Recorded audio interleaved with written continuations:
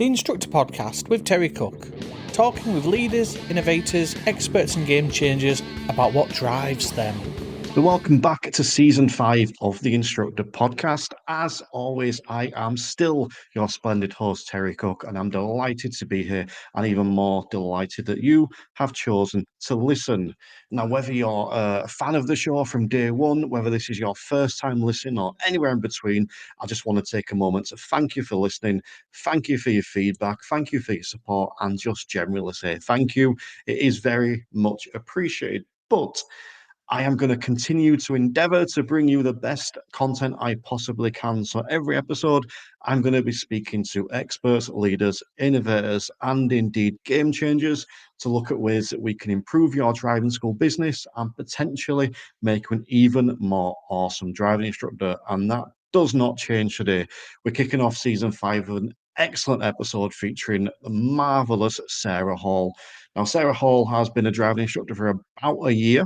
And she's done a whole host of other stuff before that. So she's got a massive background in motor racing, both taking part, training people in different areas. She's a motorsport journalist and photographer and social media whiz, all that kind of stuff. And she's taken those skills into becoming an instructor. And that's the big thing we're talking about today. Her journey to becoming an instructor, how she used those transferable skills. And she's offering loads of advice that new people coming into industry and current ADIs can utilise as well. We also touch on some other very interesting topics, not least how she's dealt with the negativity, let's say, towards her as a woman in this stereotypically male industry. So, cracking episode. And just before we dive into it, I just want to tell you about a couple of exciting things. So, first of all, there's a new feature available on Spotify. So if you listen on Spotify, when you go to the episode, you will see the option to answer a question or take part in a poll. That's new and at the moment exclusive to Spotify, and I'm going to be making that unique for every episode. So go back and check the old ones, see if there's any on there you can fill in. But yep, they're going to be there every episode going forward, so you can take part and give your feedback on the show. And I will publicize the best responses so all my audience can see your intelligent and well thought out remarks. So if you listen to Spotify, make sure I check that out. If you don't listen on Spotify, you can always head over and click over there anyway. But even more exciting, I have got some amazing news, something that is very exciting to me and I think a lot of you guys are going to love. I'm going to tell you about this at the end of the show. And at the end of the show, I'm also going to tell you about a bit what's coming up on season 5. So make sure you stick about to the end of the show for that. But for now, let's get stuck in.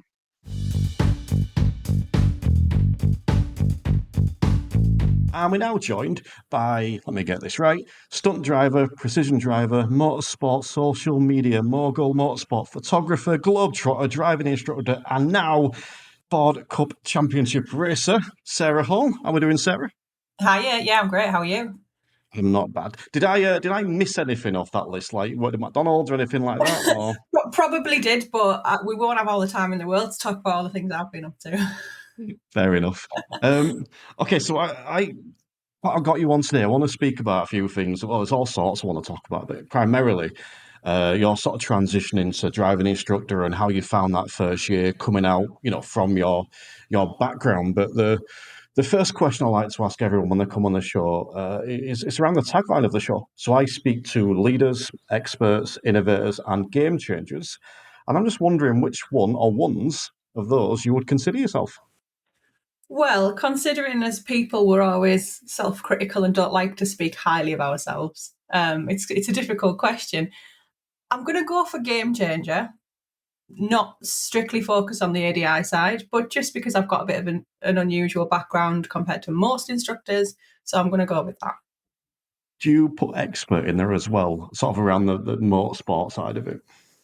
I guess to a degree. There's probably bits of knowledge and skill that I do have that some ADIs might not from being the background I'm from, but by no means does that mean I'm an expert ADI. I'm still brand new and learning a lot as I go. Humble as well, we'll add to that list. But you mentioned the instructor side there in your background, and all that long list of things that you do. How long have you been involved in motorsport? Since I was still in my mum, I think, to be honest. Yeah, my mum and dad always tell me the first real experience in a rally car, she was 8 months pregnant with me. So it does explain a lot, and probably why I like the noise of V8s, because they say babies can hear stuff. So I think that's all anyone needs to know to understand my brain. So, I mean, that's obviously been most of your life then, or pretty much since you were born. It's been the motorsport thing. So, Yeah. what made you take that step into becoming a driving instructor? Because while I appreciate it's still obviously automobiles, it is a bit of a diversion away from the motorsport side. So, what brought you into that? A couple of things really. I mean, my dad used to be an instructor many years ago when I was a kid, and I remember him coming home in the learner cars, and you'd get a different one each day because he was with the school. So we'd always sit and bet with each other what car he was going to bring home. So I remember doing that, and I guess I've always just had a real passion for driving in various aspects. But despite the motorsport side of it, the road is a different thing, and I'm really an advocate for safe driving on the road. So I just kind of thought it's a natural progression from what I've been doing anyway, because I instruct with manufacturers on private events. So it was kind of a natural progression in that sense. But I also wanted to build my own skill. I'm constantly setting goals to myself, whether they're achievable or not is irrelevant. I'm constantly setting targets for myself and trying to achieve things really. So getting through the ADI and learning all of that was just a goal I'd set for myself. And I kind of thought, one day I'll do it, one day I'll do it, one day I'll do it. And it was one of them. And eventually I just kind of said, right, get your act together. If you're going to do it, get on with it and do it. So yeah, no, I'm here. You mentioned about instructing with manufacturers there. What does that involve? So there's a massive variation really in what I do with them. So it can be things such as a bit of the advanced driving side on the road. It can be performance driving. It can be eco driving. It can be training their dealership staff on the new product. So actually looking at the vehicle itself, taking it out, looking at what features it's got. What happens if you turn traction control off? What happens if you turn this off and this off? And actually demonstrating that to people and just passing on a bit of that knowledge, really. Because most of the time you don't get to drive a car in that sort of spirited way or get to test it without safety features. We just take for granted that they exist. So to turn them all off in a controlled environment it's fun, but it's educational as well, because those people go away knowing actually that safety equipment that we're selling to our customers is great because it does work. It does this, this, and this. So yeah, it's good fun. Do you find that that's received well by those people as you're teaching it and working with them? Yeah, I'd say the whole team. I'm not there on my own. We put on a really great event. When we're working with dealerships, it's always a fun day because the staff are just glad to get out of the dealership for a day. They're glad for a day out, somewhere interesting. And like I say, they get to drive the cars a lot, but generally it's just around the dealership and the local area, so they don't get to really see what the product they're selling can actually do. So it's always really good. Excellent. Just before I move on, I'm going to take a moment just to be a little bit of a fanboy for a second because I have never been someone that has been like, oh, there's a footballer or there's, this famous person or whatever. And I've always been a fan of mentality and I've always been a fan of someone achieving stuff. And you mentioned before about setting goals and having all these things you want to achieve. And it's so I follow you on Instagram and Facebook and stuff. And following you on there is a genuine pleasure. And because like I'll jump on one day and you're overseas here, and then you're overseas here, and then you're on a different racetrack here. And how hectic is your lifestyle? And how do you fit being a driving instructor in around that? Very hectic is the answer, but I'm absolutely the type of person that couldn't sit still at a 9 to 5 behind a desk. It's just everyone's different, and I've done it. I've been there, but for me, the variety is so important for me. Just the way I am in myself, I like the variety, and I like to do lots of different things. Plus, you learn a lot, you see a lot, so there's that side of it as well. With the instructing, it's perfect for me at the moment, because I have wanted, over the last 6 months or so, my goal's been really to be local more, because the travelling is great to a point, but some of the novelty of driving up and down the M1 doesn't wear off a little bit. So, to be home more is definitely been a goal. So it was a natural progression really into the ADI. I think it kind of just fit together and allowed me to teach part-time and still do some of the other jobs that I enjoy. You've been in ADI now for almost a year. How have you found it? Challenging is one word. Definitely springs to mind straight away. No, I'm really enjoying it. It's my little 1 year anniversary in about 2 weeks' time. It seems to have flown, to be honest. I kind of feel like it was only a couple of months ago I was going through the stress of part 3. But yeah, I found it very educational on my part. I've learnt a lot, partly down to the way I went through the whole part 1, 2 and 3 process. But yeah, learning every single time I go out, I'm learning and picking up things, and I'm going home and probably over analysing, because that's just me naturally, but I'm analysing myself, and I'll think about a lesson on the way home. Could I have done something different there? Did I give them the best hour of my time, and that kind of thing? So, but I'm enjoying the learning process. I think that's a brilliant trait after your lesson, reflecting back on it and seeing what you could do different, as long as you don't dwell on it too much. I do a little bit, I'm not going to lie, I do a little bit. I'm a bit of an overthinker, but it's all for the greater good, really. Yeah. But you mentioned there the stress of part 1 and 2 and 3 and the way you did it. What was stressful about that for you? So I'm a bit of a controversial one, because I already instructed for quite a few years in a different capacity, in fairness, but I instructed nevertheless. At the time, I weighed up my options for a long time of how to do it, whether I should go and learn with a school or whether to go completely independently. And in the end, I decided to go for it independently. I don't regret my decision at all. Would I have benefited from having more of a support network with the school? Yes, potentially. I don't think I'd recommend doing it the way I did it to someone who hasn't got any instructional or automotive experience at all, because I think that would be so difficult. But I mean, fair play if you can do it.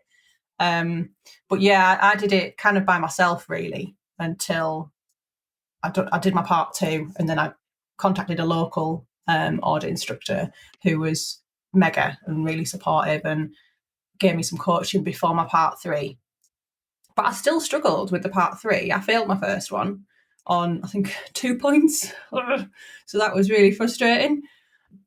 And as deflated as I was at the time, I literally went home, booked it straight back in, and I just analysed everything. I actually went back into the test centre once I'd calmed down with myself and had a little word quietly in the car. And I went back in and spoke to the examiner, who taught me through a couple of the points on the form, which was really helpful. If I'd have understood exactly what those points were that they were looking for in the way the examiner did, I think I would have passed first time. But because I went into it not blind, but not having that same support of understanding what the form was looking for, what they were marking, I missed 2 points on something, so it was really frustrating. But I went in and passed the second time. I just needed that extra level of understanding, really. See, I think that's excellent because you may not have quite done it the way that would have been ideal the first time, but you then learn from it and go back and do it again. I mean, just on a slight aside, I failed my first attempt, but the amusing thing about that was my trainer had sat in the back, and I just felt that the test just go appallingly. I was abysmal. It started off by calling the examiner Terry, which is clearly incorrect. I said, "Hi, Terry. My name is Julie," and it went downhill from there. But afterwards, she got out of the car, and I looked over at my trainer in the back, and he said to me, "You know you failed, don't you?" And I thought, what if I didn't know I'd failed? That's a Yeah, horrible way to it's tell me. not the nicest Um, approach, is it? yeah, but that was I think that was about the time I first But to you, actually, because that's when you appeared on Driving Test Tales on that podcast. And another slight aside for you, I don't think I've told you this previously, that I've had at least 3 of my learners that have told me they wish they'd been taught by you rather than me. Not in like a rude way, but like, oh, it must be cool to be taught by like a professional driver, not you, Terry. So there you go. Um, Sorry. but within that first year, then you mentioned obviously how you overcome that standards check and how you developed and progressed from there. What other difficulties have you found in your first year? I think it's just that lack of network in a sense. I know I've pestered your inbox a couple of times for advice. There's some great people around like yourself who always spend the time to help new ADIs or just any ADIs really who've got a question. But I think when you first start out, I kind of had this real imposter syndrome thing going on. I was out there, my car was graphicked up, I had my L box on the top, and I'm kind of sat there going, am I really allowed to be doing this? Am I actually, is that certificate real? Am I like, and it just all felt like a little bit crazy because I was on my own. I kind of didn't have that boss over my shoulder kind of checking in, and I was answerable to myself, which is really odd because I've been self-employed for years. It's just a different thing. So yeah, initially I think the hardest bit was just that when you've got questions, you haven't got that immediate person or employer to query things with. So I'm kind of figuring things out on my own and just working out the best way to operate. And as well as that, trying to improve myself and make sure that I'm teaching people well enough. You mentioned imposter syndrome there. Is that something you're still struggling with? Is it less prominent now or? I think it's lessened a little bit, but in my nature, I always feel like that in anything I do in my life. I don't have the most confidence in the world. Um, I'm learning it. I'm trying to get better at that. But yeah, there's still a little bit of imposter syndrome there sometimes. And I think it's a funny thing because of how old I am and how old some of my students are. I'm not that much older than them, or at least I like to think I'm not. That's probably a mistake as well.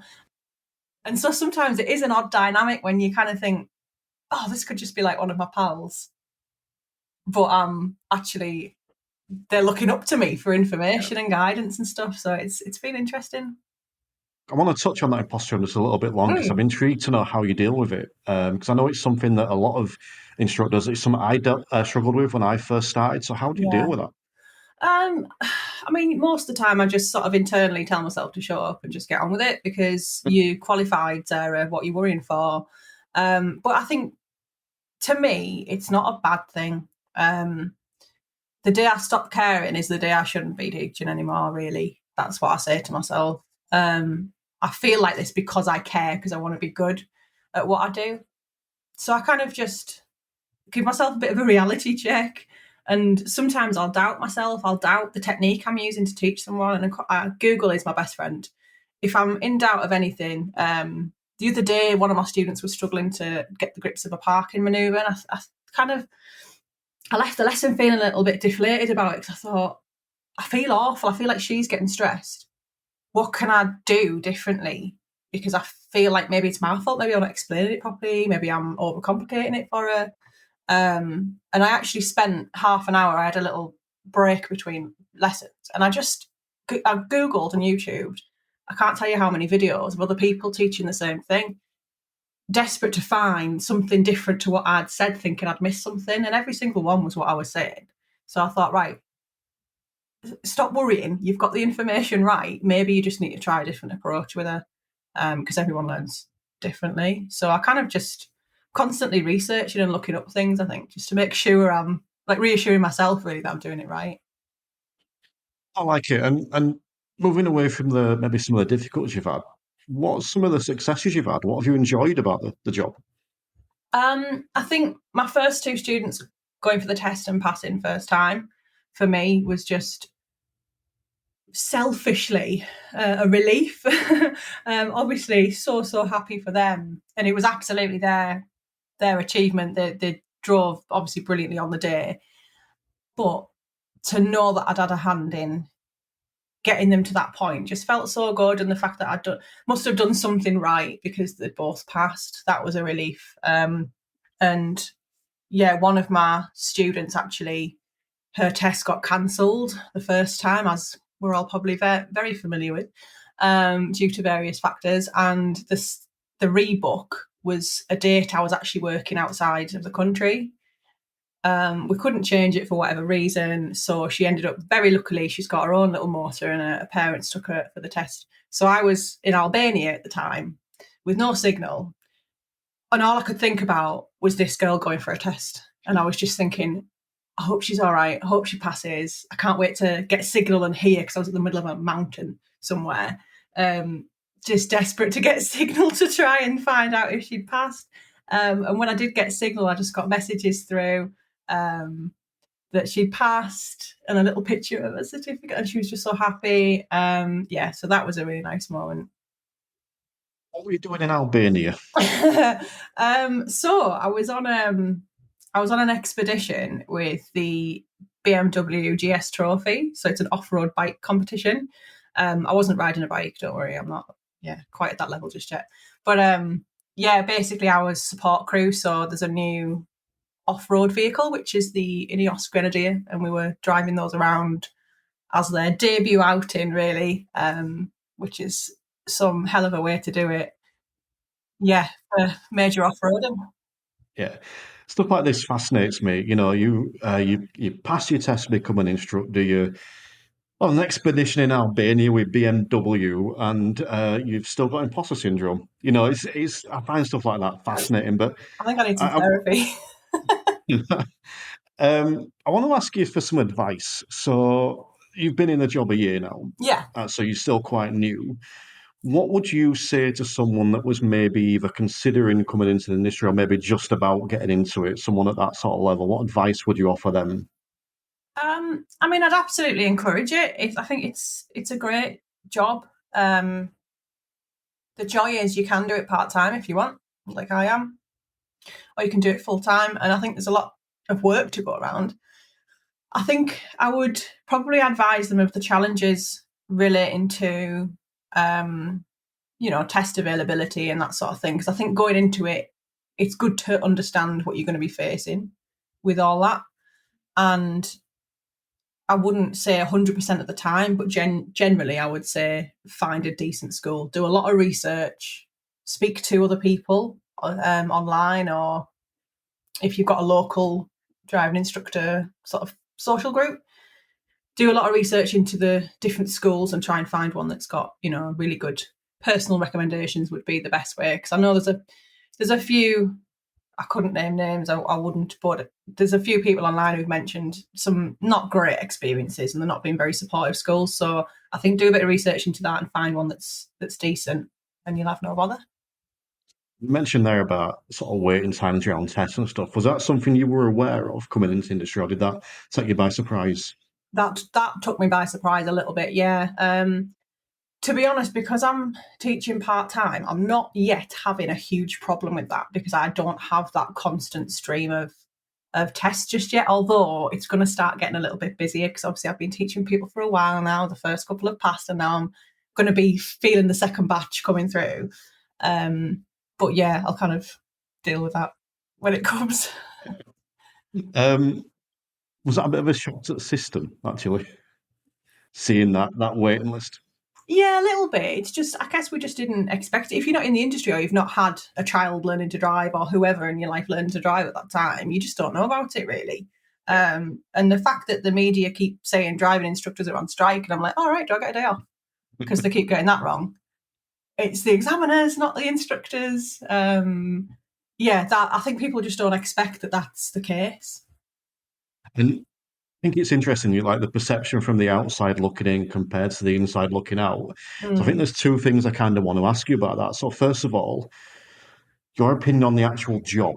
So not now I know you said your dad was an instructor before, so maybe this you had a better idea, but I found coming into industry that what the job entailed was very different to what I thought it entailed. Is that something you've noticed, or is it because of, perhaps your dad being in it? Did you have a good idea anyway? I think I'm maybe somewhere in the middle of that. there's definitely stuff that I expected. There's definitely more challenges than I expected. Maybe not more, just different to what I expected. But overall, roughly, it's kind of what I was expecting to get into. I think one of the big things for me is just the planning on my part. So the amount of planning needed, planning lessons, and even just planning my diary is an absolute pain in the backside, to be quite honest with you. But it's just the way it is. Just managing to fit people in. Like, obviously, I try and cover a certain area, and Dave can only do a lesson on Tuesday at 13 minutes past 2, and Susan can only do a lesson, and you're just like, oh my goodness me, and they're on opposite ends of the postcode.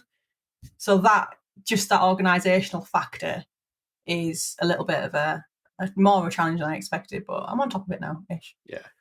And then the industry as a whole.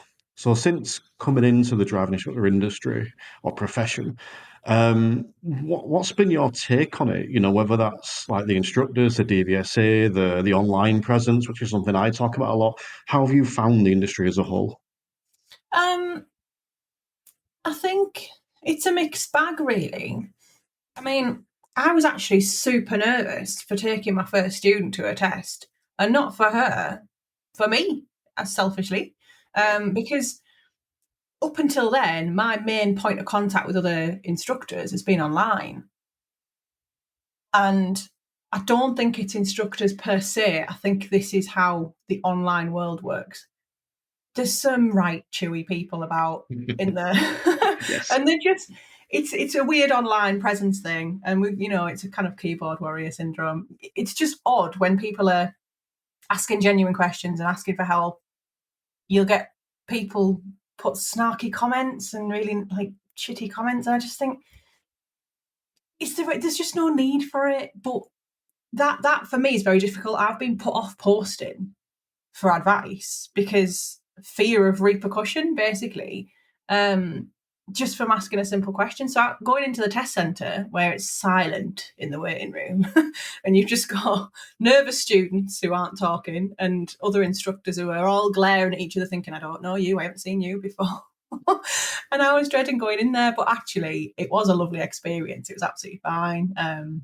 The two chaps that were there on that day were really lovely, actually. Couldn't ask for any more. Really chatty and really supportive and offered advice. So that was really great. That changed my mind a bit. I think online generally is just a bit of a naff place sometimes. The cesspool of venom. Yeah, I was trying to be polite. Yeah, it's just, yeah. No, I think I've had a similar experience. I say that, my 7 years now, I think I've had one bad experience at a test centre. Online, many more. And I concur with you, I don't understand it. Even if an instructor posts something that in theory they should know, well, they're now taking time to find out why is that abuse there. Exactly, 100%. Like, yeah, okay, I've seen a few stupid questions where I think, really? But I'm allowed to think, really? You don't know that? But you don't need to take time out of your day to get the keyboard and write something nasty. It's a totally different thing. And I just think if you were sat in a room with these people, would you approach them the same way? Would you just be really nasty for no reason? Probably not. Because socially, there's repercussions of that behaviour. Somebody would call you out and say, hold on, that's not acceptable. But for some reason, online, people have just got, well, you can't smack someone in the mouth online, can you? So people have learnt a bit of unnecessary bravery. It's not often I don't know how to respond to stuff, but I don't know how to respond to that. Just for the record, I've never smacked anyone in the mouth, but we've all dreamt about it, haven't we? When we've got a horrible Yes, person. well, maybe not dreamt, considered. It's not a dream as such. No comment.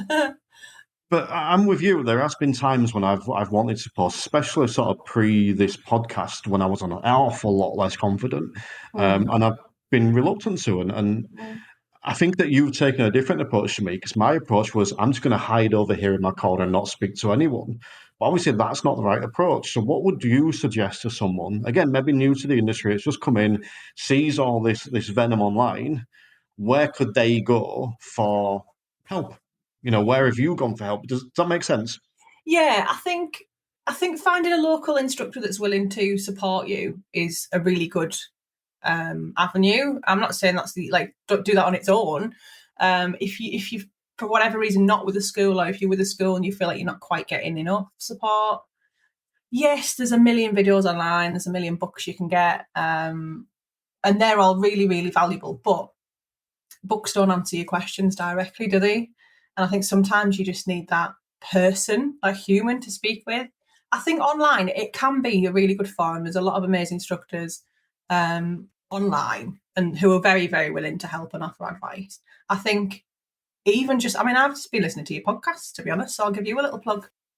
Listen to stuff like this. It's really useful just to hear, even if you don't get any info from it, just to hear that someone else has actually felt the same, someone else has been there, and you can listen and think, oh, it's not just me then. And it just makes you feel a bit better. Oh, people are definitely getting info for you today, so that's good. I want to touch on one other thing around sort of the instructor side, and it's combining those two areas. So all the motorsport stuff you did before and then the instructor. I'm intrigued to know if you brought any of those skills or mindsets even into instructor stuff. Yeah, I think so. Probably a lot without even realising I've done it. But I've always been interested in the car control side of things. So in a way, the car control is a small amount of learning to drive, really. A lot of it is learning what other people are going to do, rules of the road, that kind of thing. But I really love that car control side, and I get a lot of satisfaction from teaching people that, really. So in the early days, just getting somebody to be able to move the car, control the car, there's a lot of satisfaction there for me. So yeah, I'm really interested in that side of it. I think there are some differences between the standard methods of learning to drive and motorsport, obviously, but even in the car control side of things, there's stuff that we wouldn't do on the road that actually are better on the track. So I've had to separate them a little bit, but there's definitely elements you can pull from one into the other. And we're just taking a slight pause in the show to give a big shout out to all our new sign-ups to the Instructor Podcast Premium. Now, I've had quite a few sign-ups since season 4 ended, so I'm not going to shout them all out today. I'll split them in two. So allow me to take a moment to say a big welcome and thank you to Kerry Trotman, Katie Fox, Lee Churchill, Stuart Phelan, Layla Horton Tuckett. I apologise for pronouncing your name wrong. I believe I have. Diana Todd and James Ellis. So welcome on board to you guys. These folks have made the wise choice of signing up to the Instructor Podcast Premium, where they get immediate access to about 90 exclusive shows including Being Better with Bob Morton, where Bob gives us anecdotes and stories and wise words of wisdom on how we can be better driving instructors. ADI Mindfulness with Sam Harper, where the amazing Sam shares her wisdom around mindfulness, how it can help us, the tips we can use to help our students, all that kind of stuff, and less industry specific stuff, including the Audience Growth Podcast with Robin Bates and fairly new show, See Oaks podcast with Nick Oaks, where we're looking at growing our audience with Robin and improving our website ranking, SEO, all that kind of cool stuff with Nick Oaks. There's other shows available as well, things on the standard check, things on coaching, and my own personal favourite, Alternative Routes, where I give you different approaches that you can take to your business. As well as that, you get a host of discounts, including discounts with Bob Mort's Client-Centered Learning, the ADI PDI Doctor, the ADI Mindfulness courses, Go Roadie, and Coaching for Geeks Turbo. If you want to find out more, head over to theinstructorpodcast.com, or you can always drop me a message. Alternatively, you'll find links in the show notes to sign up. All that stuff is included in the £10 tier. And if you hang about to the end of the show, you'll find out my exciting new thing going on over there. So let's enjoy the rest of the show.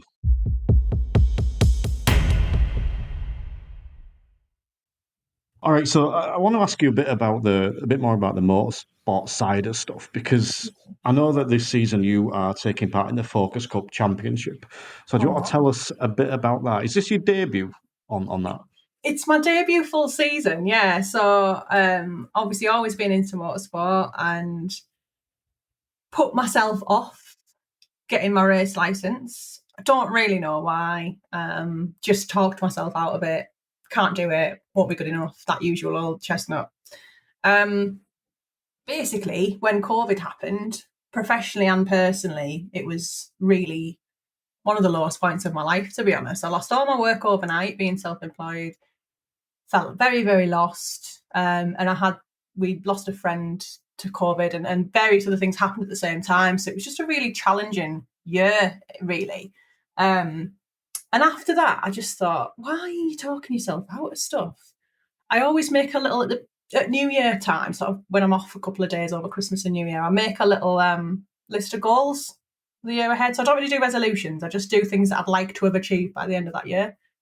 And I got out the old one and I thought, you've done none of that. Like, pull yourself together, get on with it. Because if you don't do it this year, you're going to feel just as bad at the end of the year again. So I just kind of went, right, let's go and do it. So me and a couple of friends just popped down to the, little racetrack 3 hours away and did our race license test. And I didn't even have anything planned. I just thought, I don't know what I'm going to do with it, but if I don't have it, I can't do anything. So I'm just going to go and get it and see what happens. And I'm really lucky. A great friend of mine, Gary, he's got various vehicles that you can basically arrive and drive. So you don't have to build a car to go and race and go through all that expense or learning how to build a car to regulation. You basically just give him some beer tokens and he lends you a car for the day. So we did that, raced at Brands Hatch. It wasn't a very long race, so I'd het myself up. I was very, very nervous, to put it mildly. Forgot how to use a clutch because, it doesn't matter how much experience you've got. When you're nervous, your left leg just doesn't work, does it? You're just shaking on the clutch. And I'm there, ready to go. 3 laps in, somebody binned it into the tyre wall, ended the race. Luckily, they were okay. But yeah, 3 laps is all I got on my first race. So not a huge debut, unfortunately. And then I was working with Focus Cup at the time anyway. I do their media bits and bobs. And I got the chance to race last year at Croft, which is my local track, with Focus Cup. So I did my first weekend of racing. So it was 2 days of racing and absolutely loved it. And I was planning on doing the same this year at a different track because we're not at Croft this year. Wasn't really sure which one yet, hadn't decided, very casual about it. And then unexpectedly, I've basically ended up with the opportunity to race the full season for the first time, do it properly, try and get some points on the board. And yeah, I just can't believe it's happening. Really excited. Well, I'm going to send that previous clip to the DVSA so they can hear a professional driver and professional racer talk about, forgetting how to use the clutch. So maybe they'll worry less about how our students go on tests Yeah, when please you've don't. got people like yourselves doing it. But Don't send them a video of me driving on the track, whatever you do, because they'll just take the license straight off me. So when does that kick off then? 1st of April, unless I turn up and someone tells me it's all a big joke. But yeah, 1st of April at Donington Park is round 1. So I'm very excited, very nervous. I've got a test day on Monday this week. Next week. What day are we on? Saturday? Yeah. Monday next week. Test day at Donington Park. So that is going to be my only real seat time before the race. And I'm way off pace. So I've got a lot of work to do. What's more nervous, or more? What makes you more nervous, I should say, sitting in that racing seat or sitting next to a learner driver for the first time? Racing seat, 100%, because I am the person looking after them. I've got dual controls. We'll be fine. Nobody's sat next to me looking after me, and I'm doing like 100 mile an hour and just freewheeling it. I'm just hoping for the best. I'm living on hopes and dreams out there. So, yeah, it's a bit different. I was the opposite. I remember my first ever lesson as an instructor and looking at that student and thinking, you could kill me today. Yeah, that thought has crossed my mind.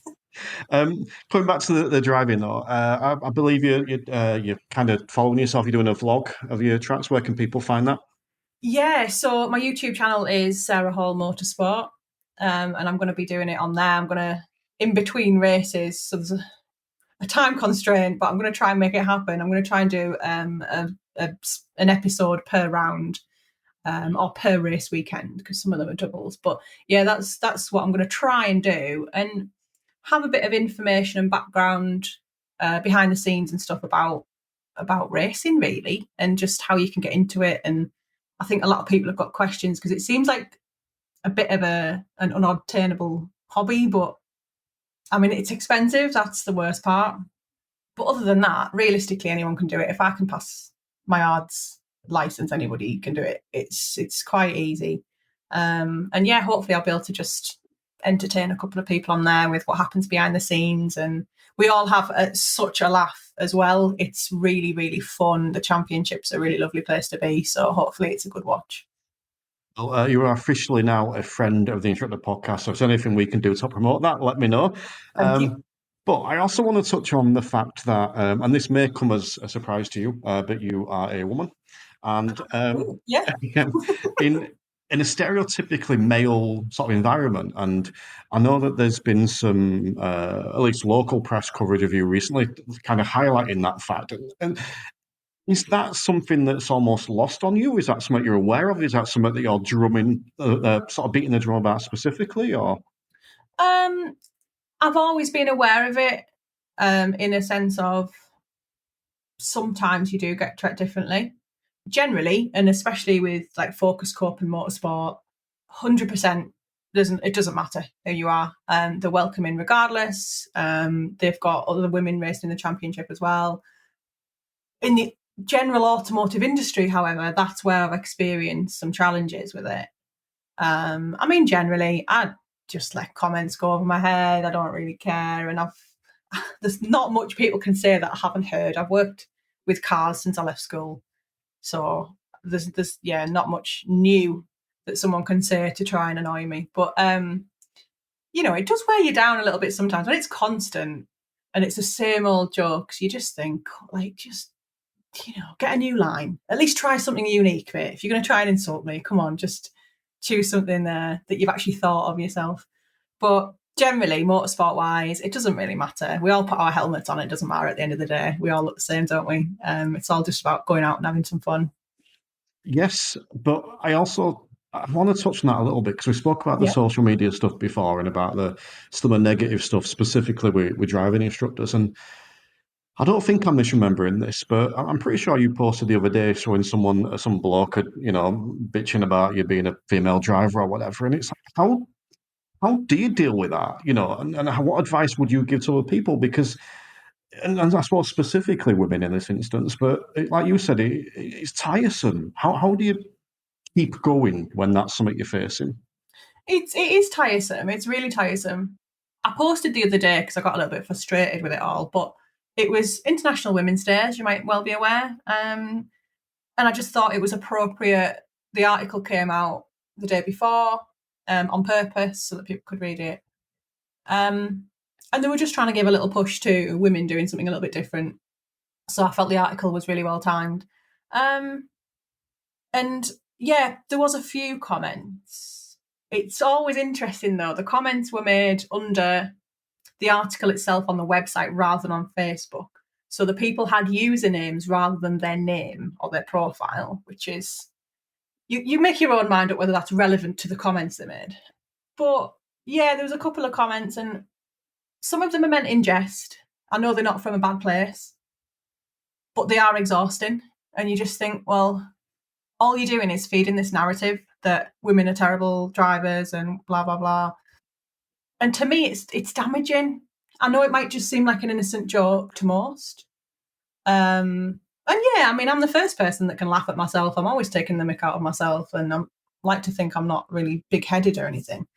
But there's only so much you can listen to these same old, I'm going to quote, jokes and accept that they're funny. It's not a woke offense, like offended thing. I just think when you've got young girls who are potentially looking at a career in the automotive industry or racing or anything of that sort, they're reading that. And that narrative is fed in from them being a kid that women can't drive, women aren't good enough to do that job, it's a man's job. And it's just not true. I think we just need to stop that. Let it just be. Let people do what they want to do without having to take the mick out of it. I hope that makes sense. The way I think of it. There was it wasn't mentioned in the article actually because it was all about the racing. It wasn't mentioned that I was a driving instructor, but yeah, one of the comments was, "Yeah, but can she parallel park though?" And so my response was, "Well, I hope so because I'm a driving instructor." And he disappeared after that. He didn't come back. One of them was something about women not being successful in motorsport. Let's see if she's successful, like really kind of snarky about it. And I thought, well, it's just a really odd way of thinking of it to assume that somebody who I've said in the article, I'm starting out, this is my first time really racing, to think that I have to enter at the top of my game, right on the podium straight away, otherwise you're no good, is a really bizarre thing because I've not seen any gentlemen questioned about why aren't you straight to the top of the podium then? You can't be very good then, can you? But it's just this weird, like, you've got to start somewhere. You've got to learn. And do you know what? It doesn't matter if I was at the back for every race I ever do for the rest of my life. If I'm enjoying it, someone's got to be at the back. It doesn't matter, I don't think. But yeah, you get these really bizarre comments. Sometimes you just gotta, or I do, I just ignore them. It's hard. You've got to be a bit thick-skinned with some of them. But yeah, you've got to be either ignore them or kill them with kindness, I think. Because if you reply just as arsey as they've been, they love it. It's like catching a fish, isn't it? They just reel you in and all they want is a bit of online banter and they think that they've got you, so you just ignore them or be super nice. I actually offered somebody to come and have a go at my job once because he'd made a comment online about, he didn't think I'd see it, but he made this comment and he said something about being in the kitchen. And I thought, oh, here we go. So I left it at first, but he just kept picking. He just kept putting little comments under the video. And at the time I was working with the British Drift Championship doing presenting work. So we were like live presenting to like 1 million people. I was 100% out of my comfort zone, but I was loving it. I was learning loads. I was improving at the job and not the best presenter in the world by far, but just enjoying myself. Anyway, he made this comment. And so I said, well, if you'd like, at the next meeting, you be my guest, I'll pay for your ticket. You can come in and you can come up to the commentary tower and you can come and see what we do. And you can then tell me if you think it's really easy and that I should be in the kitchen. And that was one of the best ones because he crawled back in his hole and he just kind of shrunk and he was like, oh, I'm really sorry. I didn't think you'd see my comment. The online world is such a strange place. It really is. You've just got to be thick-skinned. I don't normally say this, but for anyone listening, I'm going to highly recommend you rewind back 5 minutes and listen to that again, because some absolutely gold in what Sarah's just said there. So I would take the opportunity to listen to that again. There's just a couple of bits I want to touch back on, because you mentioned about girls either learning to drive or coming into the motorsport industry or automotive industry, whatever it is, and having that stigma. And I don't think I've said this publicly before, so I'd be interested in your thoughts on this. It's something I see as an instructor. Stereotypically, admittedly, but generally when women or girls get in the car, they don't get in believing they can do it. Yeah. They get in assuming they can and they're going to have to work really, really hard to achieve it. But when lads get in, blokes get in, they get in with the assumption they can do it because that's what they've been told. And I see you nodding there. Is that what you see? Is that what you agree with? 100%. And I can tell you now, if I take learning to drive out of the way, let's go back to when I was an instructor at a stunt school. I can tell you now who the ones who got it right most of the time, and it was the girls. And the reason is because they don't get into the car with an ego most of the time, and they listen in a different way to boys. So it's not 100% 50-50, but generally the girls would get in. They would be less confident, 100%, less confident in their own ability and thinking they can do it. But they would get in, they would listen, they would achieve the maneuver that we were trying to teach them. And all we had to do was boost their confidence a bit and get them to put the accelerator down a bit harder.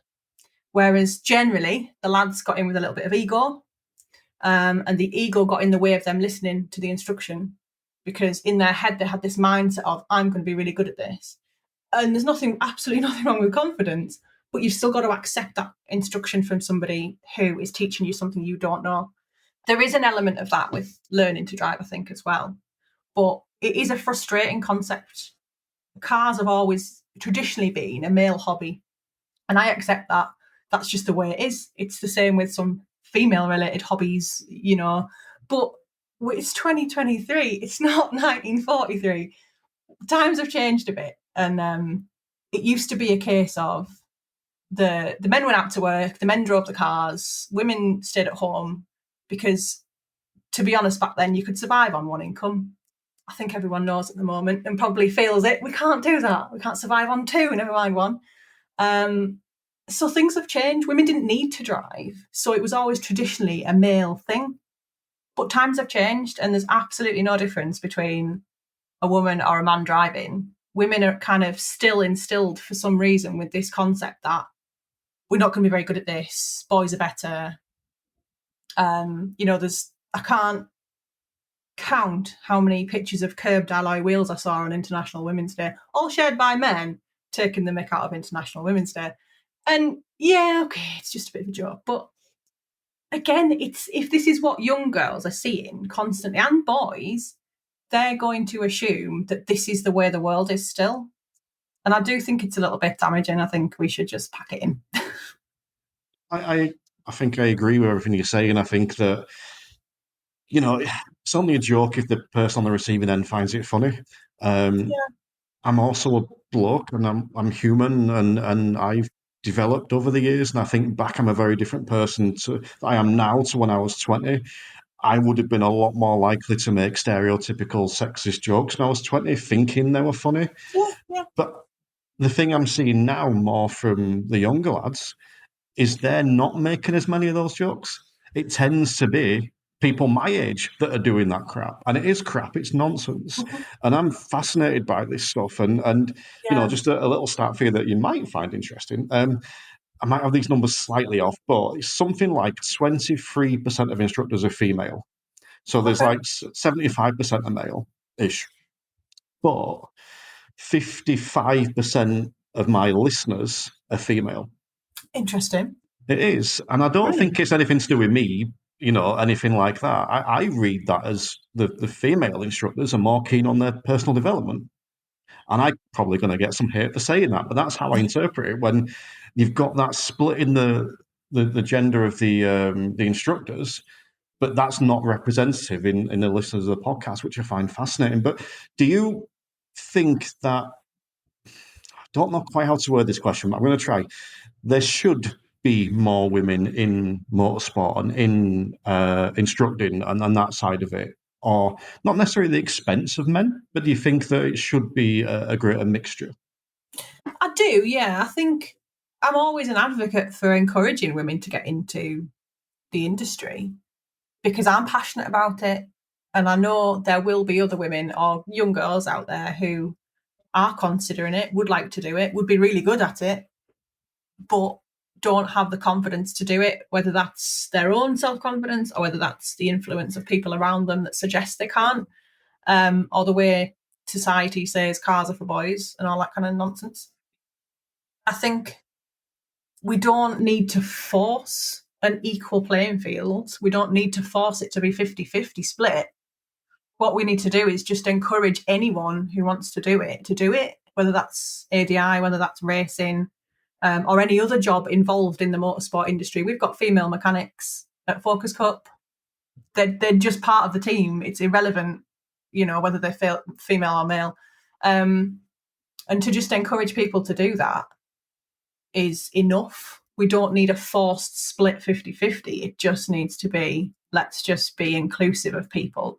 And I don't think of inclusivity as if it's at the expense of somebody else, it's not inclusive.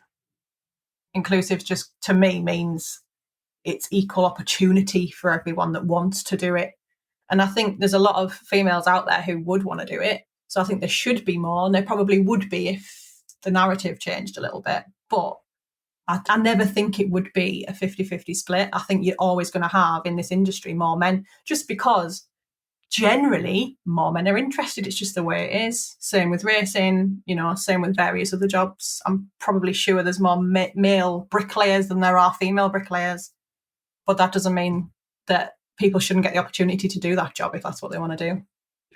That's a really good way of putting it. We're not discriminating against anyone. We're just encouraging and welcoming of everyone. Yeah. But I've asked you for some advice for new people coming into the industry a couple of times, because I think it's been good and you're a good person to ask. But would that advice to someone new coming into the industry be different if it was a female, or would it be the same regardless? Would you have different advice to a woman coming into our industry?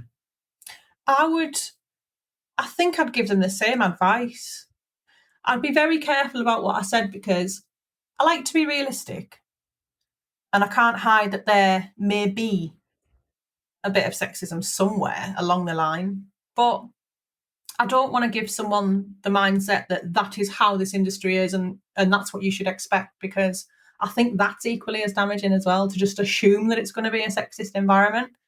I don't think I've really had any issues at all in that regard with ADI stuff that I can really remember. It's more been when I used to work in parts. So I used to, when you got the dealership and you get the spare parts for the cars, that sort of side of the industry for me can be worse.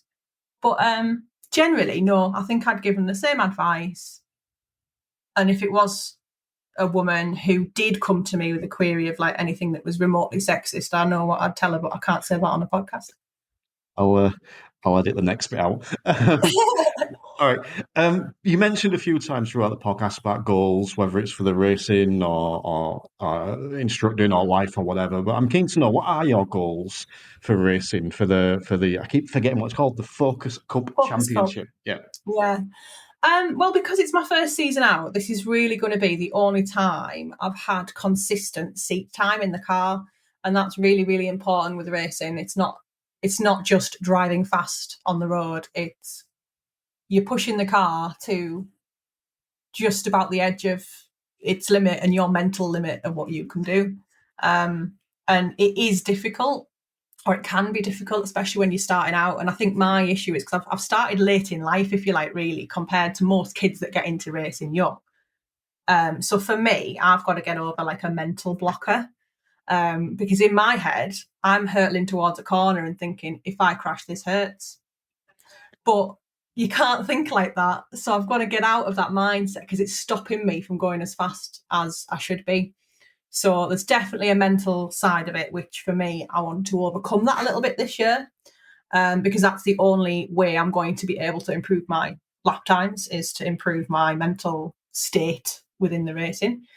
So if I can do that I'd be very, very happy with that. And naturally then I would be improving my lap times as well. If I can just get more competitive throughout the year, that would be ultimate. I'd be so happy with that. And that'd be, for me, a really good foundation for the first year. It's just make a bit of progress. And I suppose with that, the racing side of it, it's literally the polar opposite to what you're doing with your learners. I'm presuming you don't go onto the racetrack thinking about a 2-second gap to the car in front. There's literally a 0-second gap sometimes, and it's terrifying.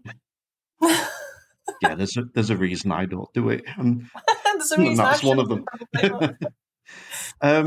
All right, so I am intrigued to see what's next for you, because I mean, like I said, that intro that I gave you at the start, you've got this massive CV of stuff that you do. I'm genuinely curious, what's next? What does the future hold? Is there anything else big and bouncy coming up, or are you now just settled in for a bit and then seeing what happens?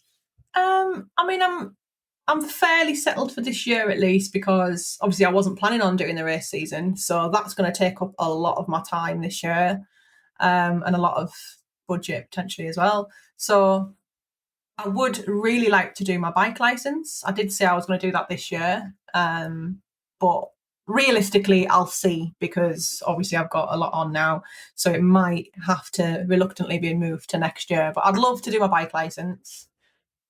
I would love to do my C+E, but realistically, I'm not really going to use it.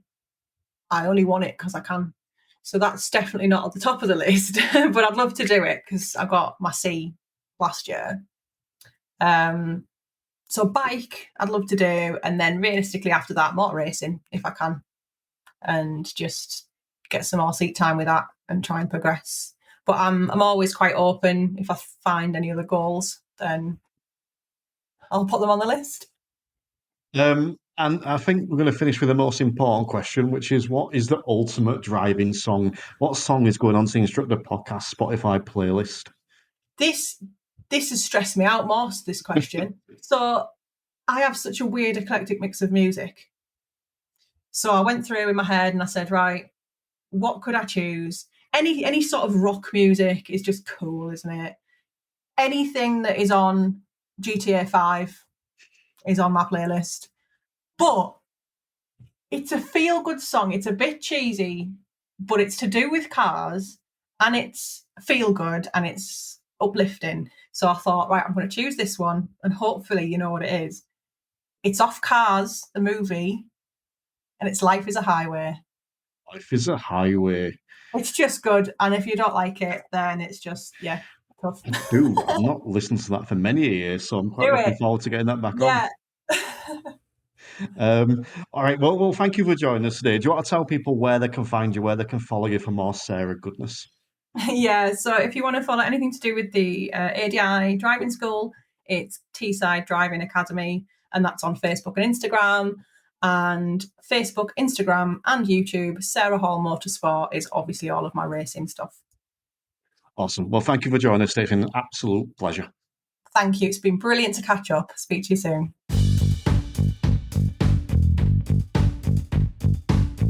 A big thank you to Sarah Hall there. I'm sure you'll agree, a brilliant way to kick off season 5. Episode I really enjoyed. Lots of useful advice and information, and I'm sure that if you were listening, you'll have taken a lot from that. But I did promise you my exciting news, and this is something that I'm genuinely very, very keen to get started on. And they are essentially going to be launching some masterclasses. So the Instructor Podcast masterclasses, we're going to call these expert sessions. So going forward, there's going to be one every quarter, except for the second quarter of this year. So there'll be one every month. So in April, May, and June, we will have an expert session. Then the first one is going to be on April the 12th, and featuring Green Room even, regular Chris Benstead, who is going to be talking to us about how to teach roundabouts. That one topic that we were never taught when we became an instructor is going to be doing the presentation, the expert session on how to teach roundabouts. And then there will be one in May and June, and then there'll be at least one every quarter after that. As well as that, we're providing what we call coaching sessions. So 4 times a month, I'll be opening up my Zoom room for anyone that's signed up to come and join in, and they can get coaching, they can use it for accountability, whatever they want. That's going to be 3 hours at a time, 4 times a month. So it'll be early, it'll be evening, there'll be weekdays, and there'll be weekends. The opportunity to come and pick my brains, get some coaching, get some accountability, whatever you want to do there. As well as that, you sign up, you get a free 30-minute coaching call with me. That'll be one-on-one coaching call with me. That'll be 30 minutes long. We're also going to be giving you the chance to watch some podcasts being recorded live. So we'll record the podcast. You can sit in the background and watch them. And then at the end of those, you'll be able to jump in with some questions if you have any. And then there's also some exclusive Instructor Podcast merchandise. There'll be t-shirts and mugs and stuff like that. All that is in the premium content. Now, at the minute, there are 2 tiers to the premium content. There is a £2 tier and a £10 tier. The £2 tier Basically, get nothing except my eternal gratitude. The £10 tier, you get all the content that I do. So you get the regular 3 or 4 shows a month that I do exclusive for that tier. And then you've got the new tier, which is £22 a month, where you get everything from the content tier, all those exclusive shows with people like Bob Morton and Sam Harper and shows on the standards check. You get all that, as well as the expert sessions every quarter, the coaching sessions 4 times a month, the merchandise, and the opportunity to watch some podcast recording live. We've already got some of my current premium members upgraded to that and getting some great feedback already. So be sure to go and check that out. And as I mentioned, the first expert session is Chris Spencer on how to teach roundabouts on April the 12th. Now, one question I have been asked that I will take this opportunity to answer is that you do not have to stay a member. So if you wanted to sign up just to watch Chris's masterclass, you could just sign up for a month and then cancel. You would pay your £22. You would get access to all the content that's already over there. That's currently about 90 exclusive shows, plus the masterclass. And then if you didn't want to stay, you can always leave, and you've got all that content for a month to access. As always, if you've got any questions on that, feel free to contact me. Easy to find via the website, www.theinstructorpodcast.com, or you can find me on Facebook or most of the other social media. I also mentioned I was going to tell you a little bit about what's coming up on season 5. We've got a host of topics. We're keeping the themes around mental and physical health, business, and driving instructor specifics, kind of the 3 key things that I've always focused a show on. So they'll be around that. We're also going to have one additional feature. So every episode, I'm going to have a driving instructor on for a short segment at the end of each episode where they're just going to be giving you a top tip, a recommendation, and their ultimate driving song. So at the end of every episode, we're going to have that as well.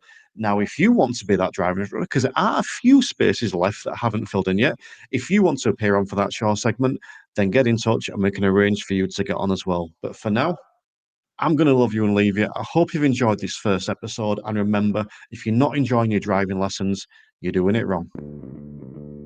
The Instructor Podcast with Terry Cook, talking with leaders, innovators, experts and game changers about what drives them.